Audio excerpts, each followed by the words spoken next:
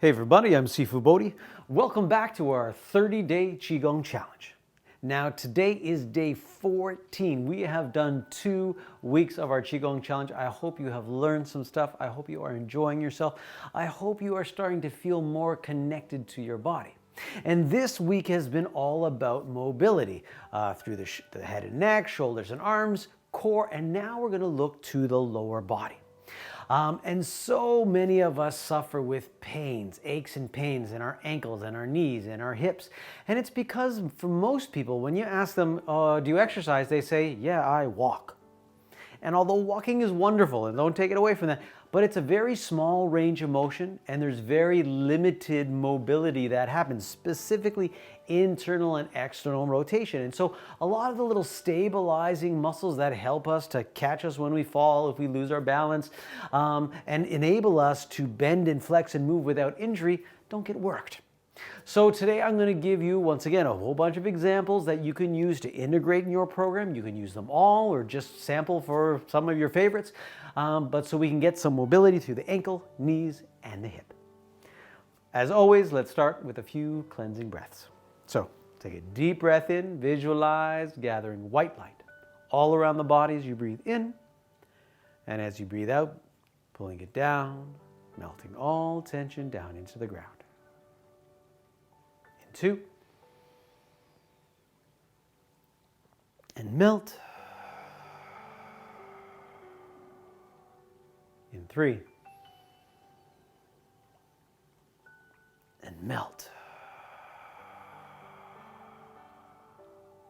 In 4, and melt. And 5. And melt. We're going to step our feet together, pinky, big toe, heel evenly on the floor, hands on the knees, and we're just going to rotate the knees. And I want you to make sure that the pinky, big toe, and heel stay flat on the floor as we rotate the knees around. And this is just going to activate and stimulate through the ankles, through the knees, through the hips, increasing some mobility, increasing some stability. Switch directions. And remember, it's the balance between stability and mobility that keeps us healthy and keeps us injury-free. And as we ask the body to move through larger ranges of motion, more dynamic ranges of motion, different ranges of motion, we activate little bits of tissue that otherwise aren't activated, and it creates stability. Step the feet out, widen the shoulder width. Now let's roll the hip. Nice big circle. And this alone, wonderful activation through the hips. And as we'll see in the final week, great stimulation of the 6 acupuncture meridians that move through the lower limbs. But really great to lubricate the top of that femur where it meets the acetabulum, your hip joint basically. Just a little bit of rotation, switch. And once again, you always want to explore as big a range of motion as you possibly can, because as always, if you don't use it, you lose it. So moving through a very small range on a regular basis creates adhesions, tightness, scar tissue in the body, and then you just can't move through large ranges. So really, really important to always explore as big a range of motion as you can. So let's step out a little wider, and we're going to do a little visualization here that we're going to be stirring a huge pot of porridge. And to stir that pot of porridge, we're going to start with the leg work. And so what we're going to do, really simple, is our feet are parallel to one another, but nice and wide. We're going to sink into our legs nice and strong because we want that support so we can stir that porridge. And what we're basically going to do is we're going to roll the left knee out and then roll the right knee out. Left knee out and right knee out. And so we're just going to alternate rolling those knees out. Now with the upper body, we're going to be holding the big spoon. And as we shift, we're going to stir the pot. And around in front of you and stir the pot. And sink nice and deep into those legs, as deep as you can comfortably. Big roll in the knee, and you're just once again circling around a nice big circle. Roll the right knee, roll the left knee. Roll the right knee, roll the left knee. So we're getting great rotational capability through the ankles, through the knees, through the hips, increasing mobility of all the joints. Let's switch directions. Switch, roll it out. Roll the right, roll the left, roll the right. And it's okay if you need to be high. That's okay. But if you can, get nice and low, sinking in, challenging your body to move through larger ranges that you've never explored, creating mobility and stability and health all at once. Breathing in and out, and in and out, and in and out. Beautiful. Stepping up, cleansing breath. And out. Beautiful. So focusing on the knees, let's move it up to the hips now. And so we're going to make it a little bit lighter and easier on the upper body. So what we're going to do is we're going to be shifting from left to right. We're going to focus on just one hip at a time. So hands are going to be in prayer. Feet are nice and wide. I want you to shift your weight to your left, and I want you to turn your right knee down as far as you can internally rotate your hip. Place your weight in your left leg and turn your leg out. Externally rotate as far as you can that hip. Then we'll turn it back to parallel. We'll shift to the right.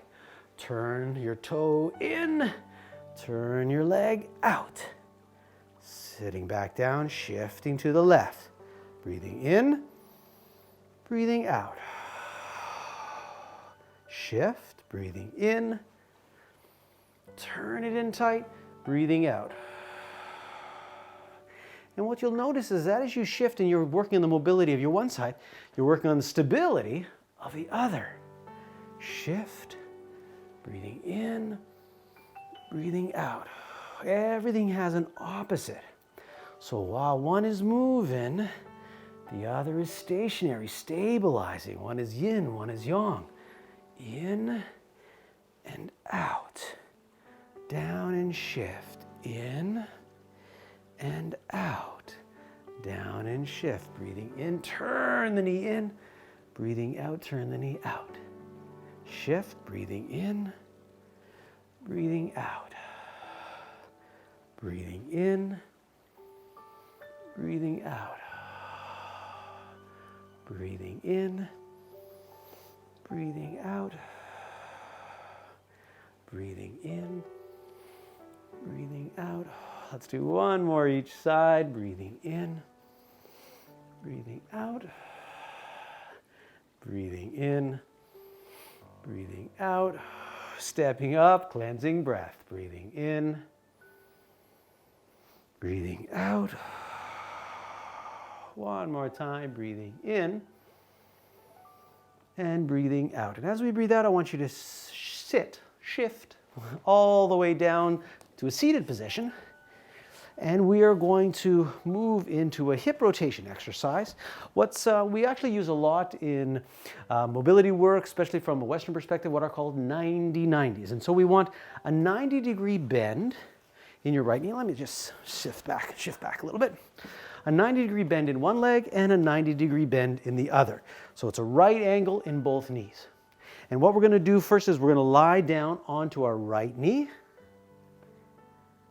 We're going to take a breath in here. And as we breathe out, I want you to roll all the way over to the opposite side.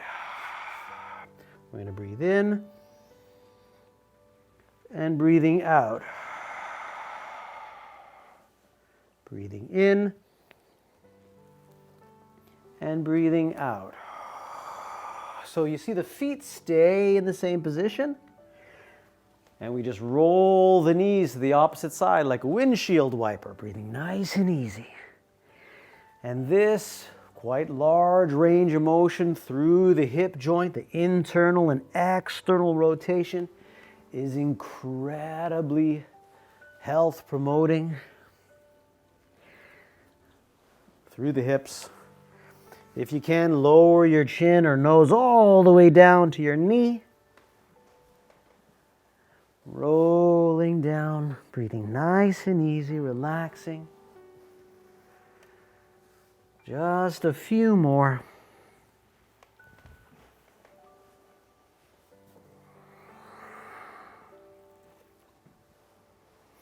And if you lose coordination with the breath, remember, all you got to be doing is breathing. Connect your breath to your movement. So if you breathe in on this side or you breathe out, it really doesn't matter that much. Don't get too caught up on that. Just connect your breath to the movement. One movement is a breath in, one movement is a breath out. This will help connect your mind to the moment. Let's do one more each side.